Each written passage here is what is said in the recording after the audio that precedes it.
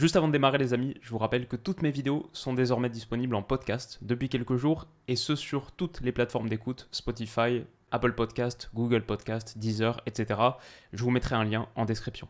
Les amis, bienvenue, j'espère que vous allez tous très bien et très content de vous retrouver pour cette nouvelle vidéo. La Coupe du Monde, c'est dans quelques jours, c'est dimanche et c'est une vidéo que vous m'avez beaucoup demandé. Mes pronos complets pour cette Coupe du Monde. On va faire les groupes. En fin de vidéo, je ferai aussi, bien sûr, le tableau final avec mon vainqueur éventuel. Ça va être extrêmement compliqué. Je ne sais pas comment je vais m'en sortir. J'ai 2-3 pistes, mais j'ai pas encore totalement décidé. Donc, on va vivre ce processus ensemble et ça va être assez dingue. Comme d'habitude, ces vidéos pronos, elles sont sponsorisées par mon partenaire BetClick. Vous avez 100 € à l'inscription en utilisant le code promo WILOU. C'est le premier pari remboursé à hauteur de 100 € si perdant en utilisant ce code promo WILOU à l'inscription qui aussi me donne une belle commission à chaque utilisation. Je referai un petit avertissement à la fin sur les paris sportifs, peut-être particulièrement en période de Coupe du Monde. Il y aura une petite section détaillée sur ça en fin de vidéo. Mais en attendant, on démarre et on démarre avec le groupe A. Pays-Bas, Sénégal, Équateur, Qatar, qui est-ce que je vois au sommet de ce groupe? Je vais dire quand même les Pays-Bas. J'en ai parlé un petit peu dans ma vidéo sur les équipes à suivre. En gros, le secteur défensif des Pays-Bas est très costaud. Sous Van Gaal, depuis que Van Gaal est arrivé, 15 matchs, 11 victoires, 4 nuls.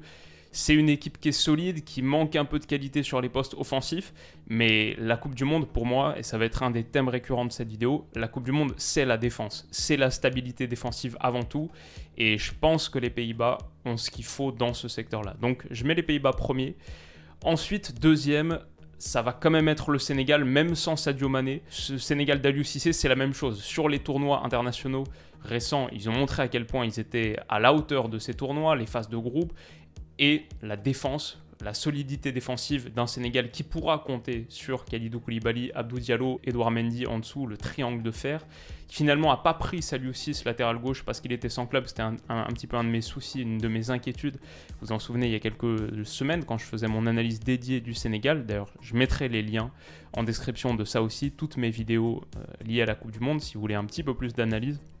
Je mets quand même Pays-Bas, Sénégal en top 2. Ensuite, Qatar, Équateur. L'Équateur, c'est une équipe qui est très solide et on va reparler un petit peu du match d'ouverture aussi en fin de vidéo. Le Qatar, c'est une équipe qui a 2 joueurs en gros, Afif, Ali. Le reste, ça me semble vraiment nettement en dessous. Je ne sais pas si le soutien Coupe du Monde jouera à pleine balle. Pour l'instant, sur ce groupe A, je vais mettre Équateur en 3 et Qatar en 4. Le groupe B, qui n'est pas forcément le groupe qui, à la base, m'intéressait le plus. Plus je le regarde, plus je vois des choses potentiellement surprenantes. L'Angleterre, j'y crois pas trop. Je crois pas trop en cette Angleterre de Southgate. Elle a eu 2 tournois réussis objectivement quand tu regardes, bien sûr, demi-finale de Coupe du Monde 2018, finale de l'Euro 2021. Pourtant, j'ai l'impression que sur ces 2 tournois, l'Angleterre a un petit peu gaspillé ses 2 meilleures chances d'aller enfin accrocher un trophée depuis 66. Parce que la demi-finale, tu es en train de gagner contre la Croatie, tu fais pas les changements nécessaires, tu perds en prolongation sur un manque d'intensité physique, de fraîcheur physique. Et la finale contre l'Italie, là aussi, je pense que Southgate n'a pas su faire les bons choix en cours de match pour renverser la vapeur. J'ai un petit peu du mal à voir cette Angleterre aller loin dans le tournoi. Je pense qu'il lui manque beaucoup sur son animation offensive, ce qu'elle est capable de faire avec ballon. Même si les joueurs sont là, ça peut être un peu pauvre. Pourtant, en phase de groupe, contre des adversaires qui sont à leur portée, l'Angleterre est toujours présente. Donc, je vais quand même mettre l'Angleterre en 1, mais je vais dire attention, parce qu'il y a 3 matchs qui vont leur poser des soucis. C'est pas la même chose que le groupe de 2018, où contre Panama et Tunisie, ils étaient nettement au-dessus. Je crois même pourtant contre la Tunisie, ils ont un début de match qui est assez compliqué. Mais ça va être 3 matchs vraiment complexes. Je pense que l'Angleterre peut s'en tirer avec 5 points, par exemple, et ce serait pas du tout absurde. Et du coup, on a une décision assez compliquée à faire là pour notre 2e place. Je vais mettre quand même le Pays de Galles parce que cette équipe arrive sur une forme qui est assez intéressante. Elle a des bons joueurs un peu à toutes les lignes. Je pense que défensivement, c'est assez costaud. Peut-être plus que l'Iran et les États-Unis qui pour moi complètent. Je mettrais l'Iran en 3e, les États-Unis en 4e alors qu'ils ont un potentiel individuel, peut-être une des meilleures générations américaines de jeunes américains depuis longtemps. Pourtant collectivement, cette équipe me fait pas une forte impression. Alors que l'Iran, Dazmoun, Taremi pourraient vraiment causer des soucis. Par contre, défensivement, ça me semble en dessous de l'Angleterre ou du Pays de Galles. Je vois le Pays de Galles plutôt favori de ce match-up-là. Donc ouais, Angleterre, Pays de Galles, Iran, États-Unis. C'est mon classement pour ce groupe très anglophone et très géopolitique également. Groupe C, Argentine, Mexique, Arabie Saoudite et Pologne. Je vais mettre l'Argentine en 1, j'ai fait une vidéo dédiée. Je pense que c'est assez clair, je crois beaucoup en le potentiel de cette sélection. Elle reste sur 35 matchs sans défaite. Alors le Willou du montage précise ici que c'est 36 parce que l'Argentine a battu les Émirats Arabes Unis hier, un match que j'avais pas vu, 5-0. Donc 36 matchs consécutifs sans perdre pour l'Argentine. Deuxième position, c'est là que c'est compliqué, parce que pour moi, les derniers seront l'Arabie Saoudite. Il me semble avec aucun joueur qui évolue en Europe, comme le Qatar, si je ne me trompe pas pour l'Arabie Saoudite. Je pense que ce sera compliqué pour eux, mais ça se joue entre Mexique et Pologne. Le Mexique de Tata Martino, à nouveau, collectivement, n'est pas hyper impressionnant, mais il y a des pépites individuelles, notamment sur le secteur offensif. Ochoa sera encore là. La Pologne, à chaque fois, sur chaque tournoi, j'ai envie de croire à la Pologne. Je crois que Coupe du Monde 2018, dans leur groupe avec Sénégal, Colombie, Japon, je les avais mis dans mon top 2. Et à l'Euro aussi, je croyais beaucoup en cette Pologne. À chaque fois, ils déçoivent. C'est un petit peu la malédiction polonaise de la défaite sur le premier match de la compétition. Et du coup, je pense que je vais plutôt partir sur Mexique, Pologne, Arabie Saoudite dans ce groupe-là. Mais entre Mexique et Pologne, on aura un des matchs les plus intéressants de cette phase de groupe. Un vrai duel, énorme duel pour la qualif. Groupe D, ok, là ça commence à devenir intéressant, très intéressant. J'ai peur pour l'équipe de France. J'ai peur pour cette équipe de France sans Kanté, sans Pogba. Bon, j'ai fait une vidéo entière qui en parle, donc il y a beaucoup de matériel là-dessus. Je vous mettrai le lien. Mais ouais, on a une équipe de France qui arrive sans son milieu de terrain impressionnant de 2018, garant de son équilibre et de sa capacité à créer du danger avec pourtant une prise de risque limitée. Enfin, le fait que tu joues avec, en 2018, Lucas Hernandez et Pavard dans les couloirs en tant que latéraux, c'est permis par le fait que Kanté par sa mobilité avec ballon, Pogba par son jeu long, c'est pas ce qui casse des lignes, te permettait d'avoir du soutien et de nourrir ton secteur offensif. Alors qu'aujourd'hui, j'ai beaucoup plus de mal à imaginer cette configuration. Avec par exemple un Tchouaméni Rabiot, si on s'avance vers ça. On est vraiment sur un 11 qui sera plus faible qu'en 2018. Et en 2018, cette phase de groupe, elle était déjà compliquée. Face au Danemark et face à l'Australie. L'Australie, un match que tu remportes en fin de match, un peu grâce à l'arbitrage vidéo. Le Danemark, 0-0. Moi, dans ce groupe, je vois peut-être un pessimisme qui est un peu pour contrer la malédiction, contrer le mauvais sort. Mais je vais mettre le Danemark en premier. Le Danemark a été impressionnant jusqu'alors, impressionnant à l'Euro 2021, impressionnant en Ligue des Nations, en tout cas contre l'équipe de France, qu'ils ont battu à 2 reprises. Ça dit quand même des choses quand on se profile sur cet affrontement Danemark-France. On verra si ça évolue d'ici le Danemark-France, mais pour l'instant, je vais mettre Danemark 1, France 2 quand même, Tunisie 3 et Australie 4. L'Australie me semble être, de ce que je vois, une des équipes les plus faibles de cette Coupe du Monde. Se base énormément sur les duels, l'intensité physique, pas beaucoup de jeux proposés et pas beaucoup de joueurs individuels niveau Coupe du Monde. Groupe E, Japon, Costa Rica, Allemagne, Espagne. Alors le Japon de Tomiyasu, Daichi Kamada, tous les autres, j'aime beaucoup ce Japon et c'est vraiment une top équipe à suivre sur cette Coupe du Monde. Maintenant leur problème c'est qu'ils sont tombés dans le groupe de l'Allemagne et de l'Espagne. L'Espagne depuis 2021, 16 matchs, 13 à 75% de possession ou plus. Une équipe qui domine, qui a un style de jeu très clair, qui domine le ballon, qui défend avec ballon. Le seul problème, c'est le secteur offensif où si ni Fati, ni Ansu Fati, ni Nico Williams ne jouent des minutes substantielles sur les côtés en tant qu'ailier, c'est une Espagne qui aligne sur son trio offensif, Morata en pointe, Sarabia, Ferran Torres pour l'épauler. Je trouve que c'est un peu en dessous d'autres formations et notamment de ce que l'Allemagne a sur son secteur offensif. Alors il lui manque ce vrai neuf. Bon, Niklas Füllkrug a été pris, je ne sais pas s'il sera titulaire, ce serait un choix hyper osé de Hansi Flick, mais par contre le secteur offensif de l'Allemagne, Musiala, Müller, Sané et Gnabry qui arrivent enfin sur un tournoi international majeur dans une très grande forme. Je pense que si Hansi Flick trouve la formule, et c'est un des sélectionneurs du plateau en lequel j'ai le plus confiance, le seul problème c'est peut-être les latéraux. Après, il reste une colonne vertébrale très solide, on a parlé de Müller, Musiala, t'as Kimmich, Neuer, Rudiger. En plus, ils doivent se rattraper de leur tournoi raté, l'Euro 2021 où ils sortent en 8e contre l'Angleterre. Et bien sûr la Coupe du Monde 2018, éliminée en phase de groupe, dernière de son groupe, derrière Corée du Sud notamment. Je vois bien cette Allemagne faire pas mal de choses que l'Espagne fait, mais simplement avec plus de tranchants devant. quelque chose qui manque beaucoup à l'Espagne. Même s'ils étaient, pour moi, impressionnants à l'Euro 2021 sur leur maîtrise qu'ils pouvaient imprimer dans certains matchs, ça manque un petit peu de qualité pour tuer devant. Et du coup, Allemagne-Espagne, ça reste quand même mon top 2. Je pense que le Japon, pour toutes leurs qualités individuelles qu'on a signalées, ce sera quand même difficile pour eux de rivaliser avec la force collective impressionnante de l'Espagne. Et Costa Rica, c'est une équipe que je connais moins bien, je dirais secteur défensif qui est très costaud, avec une charnière qui est solide, Keylor Navas dans les buts, qui est sans doute encore aujourd'hui leur meilleur joueur. Mais le problème, c'est que ça manque un petit peu d'expression offensive.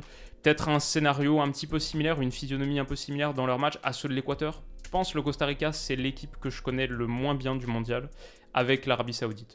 Le reste, moi, j'ai des billes pour tout le monde. Mais Costa Rica, Arabie Saoudite, ça pourrait être mes vraies surprises parce que c'est ceux que je connais vraiment moins bien que les autres. Le groupe F, le groupe F, je suis dans une situation très complexe parce que c'est le groupe de la francophonie. Je sais qu'il y a beaucoup de suiveurs ici du Maroc, du Canada, de la Belgique. Pourtant, j'ai la sensation que la meilleure équipe de ce groupe, et c'est pas ce que je pensais dire il y a quelques mois quand je commençais à faire mes analyses, notamment celle du Canada, pourtant j'ai la sensation que la meilleure équipe du groupe, ça va être la Croatie.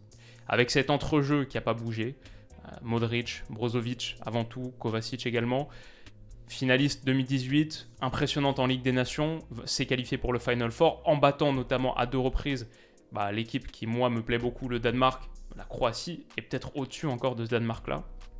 Et ouais, je pense que niveau mentalité, pour moi la Coupe du Monde c'est le secteur défensif, ton étanchéité, et c'est la mentalité. C'est pour ça que je vois une équipe comme la Croatie faire très très mal sur la mentalité. C'est des survivors, ça fait un peu penser à l'Uruguay, ce petit pays doté d'une mentalité extraordinaire qui lui permet de toujours y croire. Ça va être vraiment un groupe très très compliqué. Moi quand je préparais un peu cette vidéo, j'ai refait ce groupe 40 fois, je sais toujours pas là exactement qui je vais placer à la seconde place. Parce que le Maroc, ce mini-Brésil déborde de qualité individuelle, le Regragui Ball, c'est bien mieux que ce qui était fait sous Ali Dodik. Le Canada, ça va être compliqué parce que c'est l'équipe, c'était ma deuxième analyse, je crois, de mondial, ma deuxième vidéo mondiale. Elle s'intitule, encore aujourd'hui, le titre va peut-être changer dans les prochaines semaines, le Canada sera la surprise du mondial 2022. Et je pense que ce Canada, c'est vraiment une équipe à suivre. Buchanan, l'ailier droit, Davies, l'ailier gauche, Kyle Larin, Jonathan David en pointe. Le seul problème, c'est peut-être cet entrejeu où Eustáquio, ok, c'est costaud, encore plus cette saison. Mais qui est-ce que tu mets à ses côtés? Hutchinson a très peu joué. Osorio, je crois qu'il n'a pas joué depuis août. À voir, peut-être le petit Ismaël Koné, dont me parlait Stan dans les joueurs à suivre. Est-ce qu'il peut déjà être titulaire? Ce serait super intéressant. Peut-être le petit problème, c'est Milan Borjan au but. Même s'il a fait un tournoi de qualification avec de grosses parades, il est aussi capable de plusieurs erreurs. C'est pas le gardien le plus moderne. Son jeu au pied permet pas peut-être à John Herdman de mettre en lumière toute la qualité collective à la relance que le Canada a. J'ai aussi la sensation que niveau mentalité, ils arrivent à cette Coupe du Monde, ils sont simplement déjà heureux d'être là. Et tout le reste, c'est du bonus. Simplement faire de bons matchs, pratiquer le football qu'ils pratiquent, être fidèles à leur expression collective, ce serait déjà un tournoi réussi pour le Canada.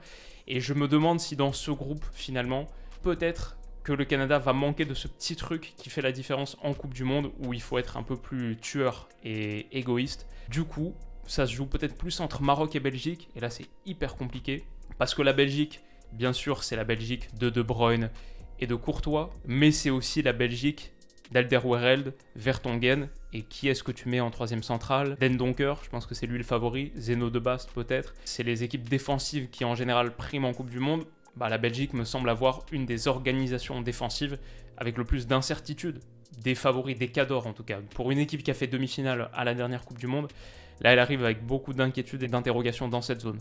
Le truc, c'est que le Maroc, il n'y a pas de vrai numéro 9, En-Nesyri sera là, mais est-ce qu'on peut considérer qu'il est un 9 en forme? Sans doute pas. Par contre, le secteur défensif du Maroc, Mazraoui, Hakimi, pour moi la deuxième meilleure paire de latéraux du mondial derrière Nuno Mendes, Cancelo. Si Aguerd est remis, et je pense que ça se profile plutôt bien pour lui, aux côtés de Romain Saïs, ça fait une belle charnière, Bounou dans les cages. En fait, le truc avec le Maroc, je sais pas si il peut vivre aussi bien et s'il a aussi les individualités qui permettent à la Belgique, par exemple, de résister aussi bien. La Belgique, ça va être difficile défensivement. Je suis pas sûr que ça fonctionne très très bien dans l'expression collective, mais tu peux toujours retomber sur De Bruyne et Courtois. Et est-ce que c'est pas ça le plus important aussi? Avoir le meilleur gardien du monde dans tes buts et Kevin De Bruyne qui est aussi sur une forme stellaire. Pour moi, ça va être le groupe de toutes les surprises et la réalité, c'est que ce groupe, je devrais le mettre au hasard. Je sais pas s'il y a un bouton pour mettre au hasard. Mais du coup, je vais quand même partir plutôt sur Belgique, Maroc en 3 et Canada en 4, ce qui est absurde pour moi qui ai dit que le Canada serait la surprise. Mais franchement, c'est le groupe où j'ai absolument aucune confiance, aucune certitude, et c'est ça qui en fait pour moi le groupe à suivre de cette Coupe du Monde. Super groupe, ce groupe F, un peu sous-évalué. Avec le groupe H, peut-être mes deux groupes préférés du mondial. J'aime bien le groupe A aussi. Mais ouais, il faut absolument regarder les matchs de ce groupe F. Groupe G, c'est un peu plus facile sur la première place. Le Brésil est un immense cador. Neymar, Paqueta s'il est remis, Vinicius, Rafinha sur les côtés, Richarlison en pointe. Le tout que tu vas essayer d'équilibrer avec Casemiro, une paire Marquinhos, Thiago Silva et peut-être Eder Militao du coup en tant que latéral droit. Le problème du Brésil, c'est ses latéraux, mais peut-être que Tite va utiliser ça comme solution pour avoir une assise et plus d'équilibre pour permettre à ton quintet offensif de s'exprimer dans toute sa furie, même si ça reste un groupe assez costaud. Suisse, Serbie, Cameroun. Je pense que je mettrai le Cameroun à la dernière place. Pour l'instant, j'ai consacré une analyse entière. Je pense qu'au milieu de terrain, à part Zambo Anguissa, c'est un peu léger. Le secteur défensif aussi peut me faire un peu peur, même si j'aime bien Faye, Tolo, etc. À la CAN, je les avais trouvés plutôt pas mal. Aboubacar aussi. Mais je ne sais pas si ça peut rivaliser dans un groupe qui a un des favoris, peut-être le favori ultime de cette Coupe du Monde, et deux équipes très solides aussi. Suisse, qui a acquis une certaine confiance après son succès à l'Euro 2021, éliminé l'équipe de France, passé enfin les huitièmes de finale. Noah Okafor, Brelem Bolo sur le secteur offensif, Xhaka qui arrive dans la forme de sa vie, on pourrait parler de plein d'autres. Franchement, la Suisse est très costaud. Et la Serbie qui dans son 3-4-1-2 peut mettre Tadic sous Vlahovic et Mitrovic. C'est une équipe qui vient d'engranger 5 victoires consécutives dans son groupe de Ligue des Nations, dont une victoire 0-2 en Norvège. C'est une équipe qui a fini invaincue dans son groupe de qualif devant le Portugal. Ça va être très costaud entre Suisse et Serbie. Et j'avais prévu à la base, je pense pas que je vais la sortir finalement, mais une vidéo sur les 10 matchs à suivre absolument de la phase de groupe, les 10 meilleurs matchs de cette phase de groupe. La réalité, c'est que je pensais faire cette vidéo en pensant à Suisse-Serbie, que je pense que j'aurais mis tout en haut peut-être de ce classement. Serbie en 2 et Suisse en 3 et Cameroun en 4. Mais entre les deux, c'est hyper serré. Franchement, très serré, dur à dire. Enfin, groupe H, Portugal en 1, Uruguay en 2. Je pense que ça, c'est les deux équipes qui sont vraiment au-dessus des deux autres. Le Portugal, c'est une des équipes les plus intéressantes à suivre de cette Coupe du Monde parce que la qualité individuelle, elle est phénoménale. Mais il y a tous ces soucis conjoncturels autour de Cristiano Ronaldo. Déjà, est-ce que tu peux bâtir un collectif fonctionnel autour de Ronaldo? Mais en plus, récemment, toutes les histoires, bon, le niveau de drama, il est énorme, immense. Mais je mets quand même le Portugal en 1 avec une attention à l'Uruguay. En fait, je mets quand même le Portugal qui se qualifie, mais si l'Uruguay finit premier, ça ne me surprend pas du tout. L'Uruguay d'Araujo, s'il est remis à temps, on verra. Mais Valverde, Darwin Núñez bien sûr, Bentancur qui est peut-être le meilleur joueur de Tottenham sur ce début de saison. Bon, il reste encore Suarez et Godin et Cáceres et Muslera, les historiques, mais cette équipe a été nettement revitalisée. Tabarez est parti. Ouais, franchement, l'Uruguay sur la mentalité, c'est un peu comme ce qu'on disait avec la Croatie, mentalité, secteur défensif, la Garacharua et les nouvelles stars, les nouvelles pépites, cet entrejeu Valverde et Bentancur notamment. À suivre le petit Facundo Pellistri, plein de joueurs à suivre dans cet Uruguay. La Corée, je mets en 3 parce que... groupe complété, ok. Je mettais la Corée en 3 et le Ghana en 4. Le Ghana, équipe à suivre, j'en ai parlé dans ma vidéo. Je ne sais pas si ça va prendre, si la mayonnaise avec les naturalisations va prendre. Et Corée du Sud, le truc c'est que Heung-min Son, c'est top. Kim Min-jae en défense centrale, c'est top. Mais Heung-min Son, depuis son contact à la tête contre l'Olympique de Marseille, je ne sais pas s'il va être remis à temps, totalement frais. Et ça me semble quand même en dessous de Portugal, Uruguay. Mais super groupe à suivre. On est donc sur nos huitièmes de finale. Les Pays-Bas de Louis van Gaal, je les vois comme une équipe qui va accéder facilement au quart de finale et qui est vraiment à suivre. Ouais, vraiment attention aux Pays-Bas, ça peut être leur année. Argentine-France, on va se le laisser pour la fin, j'y reviendrai tout à l'heure. Allemagne-Belgique, quel huitième de finale, ça ce serait aussi. La furie du secteur offensif allemand et la porosité de la Belgique derrière, je pense qu'entre les deux, je verrais quand même l'Allemagne. Brésil-Uruguay, magnifique huitième de finale si ça se concrétise. Là, je vais dire Brésil parce qu'il y a juste trop de talent offensif, mais franchement, l'Uruguay pourrait faire un énorme upset Et si c'est pas Brésil-Uruguay, il y a des chances que ce soit Brésil-Portugal en 8e. Donc quoi qu'il arrive, pour le Brésil, ça va être un immense match-up. Angleterre-Sénégal. Le Sénégal, sans Sadio Mané, contre l'Angleterre, est-ce que ce serait suffisant pour passer ? En fait, on ne sait pas, parce que peut-être qu'il serait rétabli d'ici là. Il y a des chances qu'il joue peut-être le dernier match de phase de groupe. Ce contexte me ferait un peu peur, je ne sais pas s'il serait remis à pleine balle. L'Angleterre de Southgate peut changer de visage entre les phases de groupe et les tours à élimination directe, changer un petit peu d'attitude. On a battu l'Allemagne par exemple en 8e en 2021. Si je dois absolument me prononcer, je dirais que l'incertitude qu'il y a autour de Sadio Mané aujourd'hui, on ne sait pas s'il sera remis, me fait partir sur l'Angleterre. Si on a un Sadio Mané pleine balle qui montre en phase de groupe, qu'il est là, qu'il répond présent, là je partirais peut-être plutôt sur le Sénégal. Mais en attendant, je vais dire Angleterre. Danemark-Mexique, je vais mettre le Danemark. Ce serait peut-être le match-up le plus évident de ces huitièmes. Si effectivement le Mexique se qualifie, je trouve qu'il leur manque pas mal de choses quand même. Tata Martino n'a pas vraiment convaincu encore, alors que le Danemark, c'est l'équipe la plus séduisante du dernier Euro avec l'Italie. Croatie-Espagne, ce serait un remake c'était huitième de finale. Dingue qu'on a eu à l'Euro 2021, le 5-3 là. Ce serait fou, j'ai envie de dire la même chose qu'en huitième de finale. Même si vraiment attention à la Croatie, mais le style de l'Espagne leur permet d'avoir un petit peu plus de certitude peut-être que d'autres concurrents. Enfin, sur ces huitièmes de finale, Portugal-Serbie, c'est peut-être la fin du beau parcours pour la Serbie.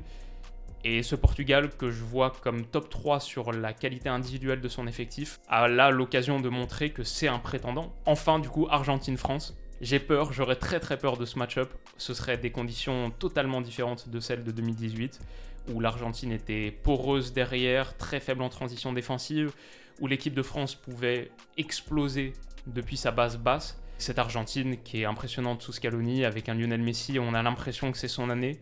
Je vais mettre l'Argentine. Et ce serait une autre élimination pour l'équipe de France en huitième de finale, peut-être cette fin de cycle qui arrive plus tôt que prévu. Ce serait horrible parce que moi, l'équipe de France, en 2018, je me disais, on est reparti pour un tour en 2022.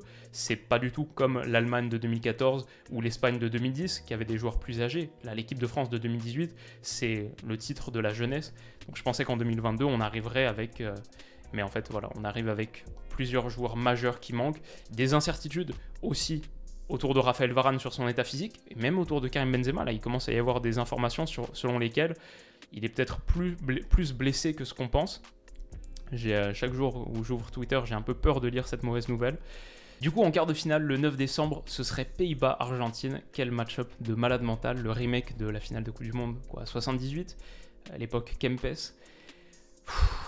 Je vais partir sur l'Argentine. Simplement, les Pays-Bas de Van Gaal, peut-être là, rencontreront trop de force offensive.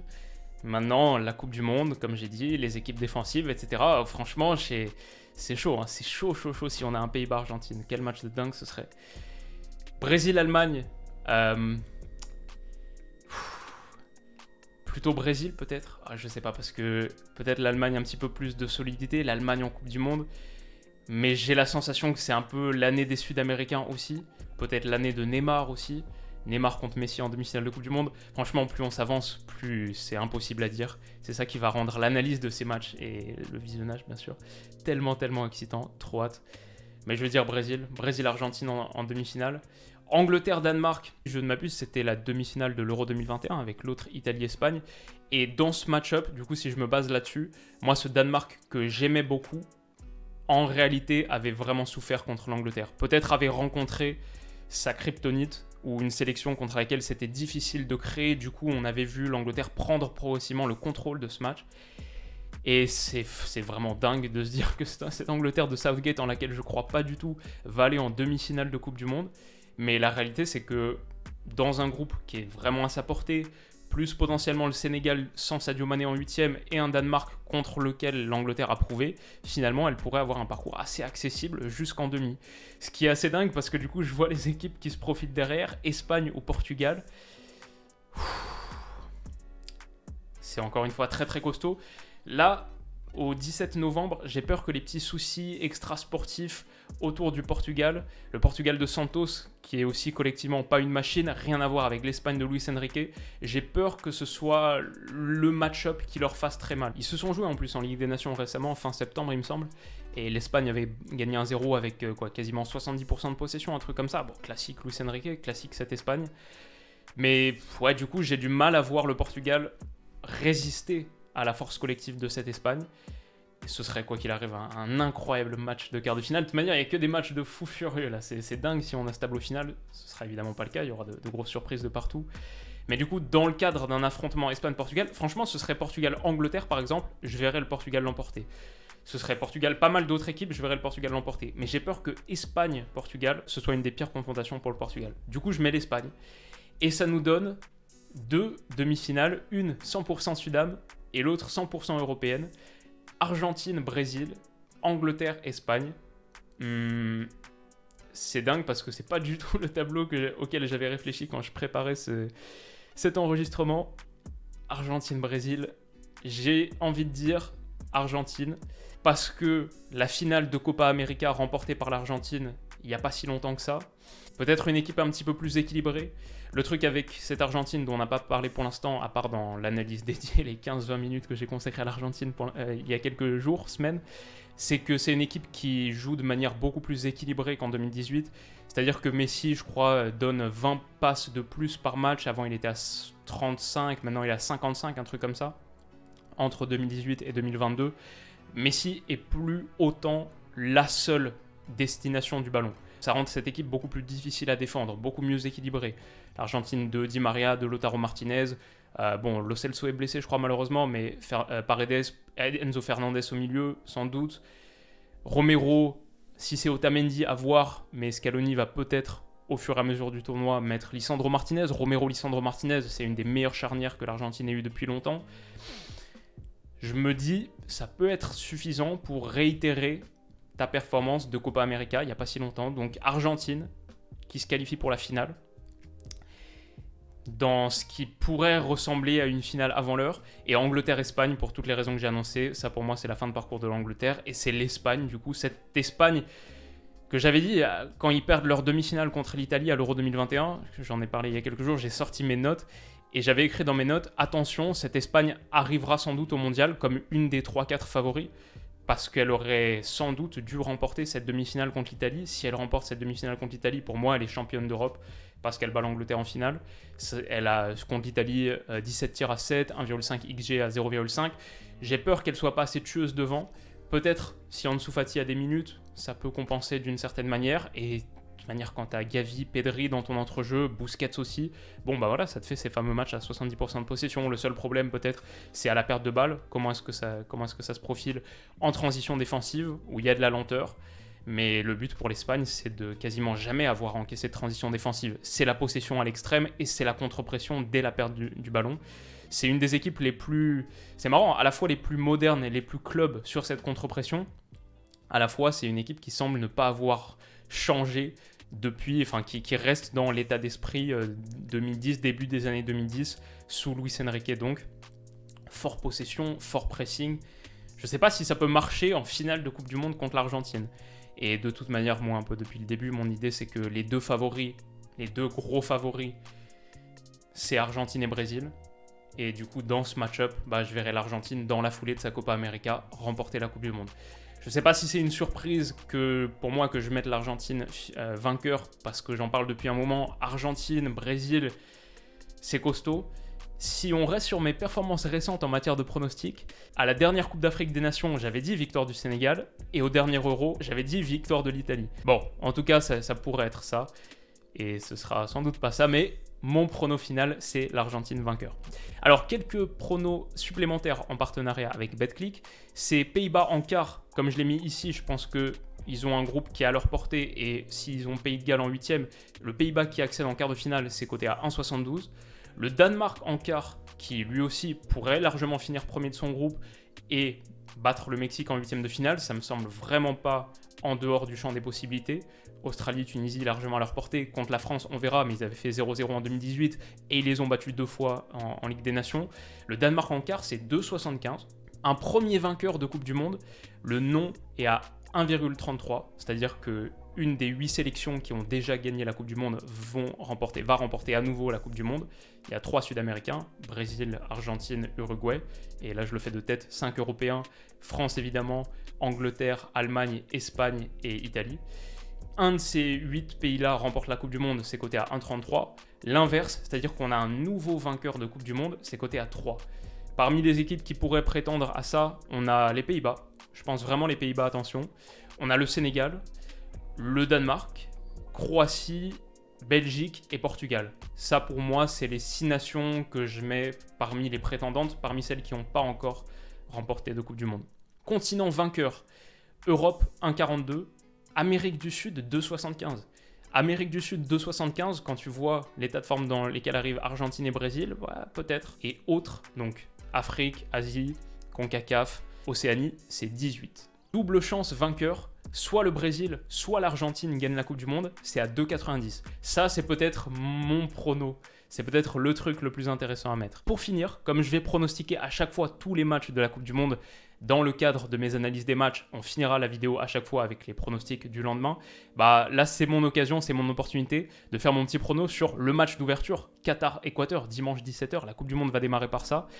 Et j'ai envie de dire, le Qatar d'Akram Afif et Al-Mouez Ali manque un petit peu de beaucoup sur la qualité collective, l'expression offensive. Ils ont en gros ces deux gars-là, mais je ne sais pas à quel point le ballon va souvent leur parvenir face à un Équateur qui, au milieu de terrain, est impressionnant de volume, d'énergie, super costaud défensivement. Par contre, l'Équateur aussi, il leur manque du bagage offensif, mais vraiment beaucoup. Quand on regarde leurs derniers matchs, ils ont, c'est vrai, leurs 6 derniers matchs sans encaisser de but. Par contre, 2 petits buts marqués là-dessus.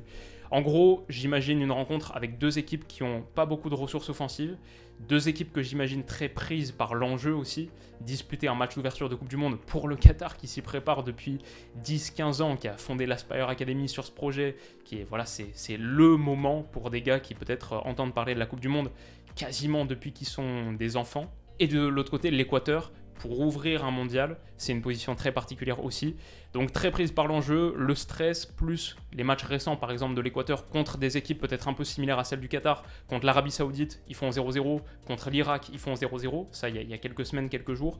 Bah, c'est pas le prono le plus fun pour lancer le mondial. Mais je vais dire match nul entre les deux à 3-0-5 et le 0-0 à 7-20. Ce sera sans doute un match assez fermé, quoi. Beaucoup plus que le Russie-Arabie Saoudite 5-0 de 2018. Voilà, comme je vous le disais, si la partie prono Paris sportif vous intéresse, vous avez votre premier pari remboursé à hauteur de 100 € si perdant en free bet. C'est sur BetClick et c'est en utilisant le code promo WILOU à l'inscription, code promo qui me rémunère. Comme je vous le dis toujours, ça m'aide beaucoup, mais sachez-le, c'est une opération qui est intéressante monétairement pour moi. Ce que je vais dire sur les paris sportifs, comme d'habitude, interdit aux mineurs. Soyez responsable dans la pratique du pari sportif, ne pariez pas de trop grosses sommes, enfin, c'est à vous de voir, je ne vis pas votre vie, mais soyez en accord avec votre budget et le reste de votre vie, pareil que de l'argent qu'on peut perdre, la plupart du temps on perd au pari sportif et j'ai envie de dire, particulièrement en période de Coupe du Monde, peut-être là il faut faire attention, je sais que c'est des périodes qui sont à fort enjeu pari sportif et voilà, moi j'en fais la promotion aussi parce que je suis confortable avec l'idée des paris sportifs. Depuis que je suis majeur, j'ai parié sur chaque Coupe du Monde que j'ai regardé, en gros ça fait quoi, 2014-2018.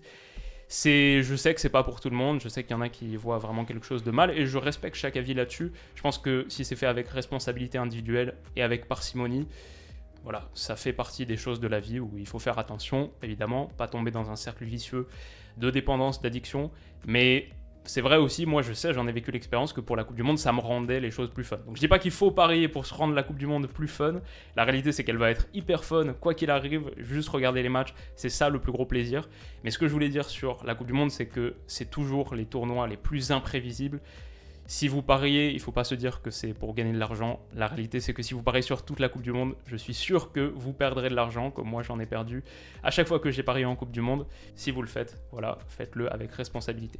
Merci à vous d'avoir regardé cette vidéo. Prenez soin de vous et de vos proches. On se retrouve très très vite pour la prochaine et pour toutes les analyses de tous les matchs de la Coupe du Monde. On va vivre un mois totalement dingue. Je pense qu'on est parti sur 50 vidéos sur cette période de Coupe du Monde. Il y aura au moins une vidéo par jour, souvent 2 par jour, parfois 3 par jour. Ça va être juste une dinguerie totale. Et voilà, moi j'ai hâte. Je peux pas dire les choses autrement, j'ai tellement hâte de cette Coupe du Monde, qui est dans un contexte particulier, je suis d'accord, mais le foot, le feuilleton, la narrative, les histoires, plus le jeu, quand comme moi tu prépares la Coupe du Monde depuis aussi longtemps, que tu as consacré autant de temps sur comprendre les équipes, voir comment elles jouent, il y a tellement d'interrogations, de questions que j'ai envie de voir résolues, ou peut-être d'autres questions à se poser. Ouais, j'ai juste trop hâte et je sais pas comment vous déterminez votre niveau de hype. J'ai posé la question sur Twitter, entre 0 sur 10, 5 sur 10, 8 sur 10, 10 sur 10. À 4 jours du mondial, la plupart étaient entre 5 sur 10 et 8 sur 10. Ouais, c'est quoi, tout ça pour dire, j'ai du mal à finir cette vidéo, mais c'est quoi, votre niveau d'attente, d'envie et juste de hype, je sais pas c'est quoi le meilleur terme. Comment est-ce que vous vous sentez par rapport à ce mondial? Prenez soin de vous et de vos proches, on se dit à très vite, bisous.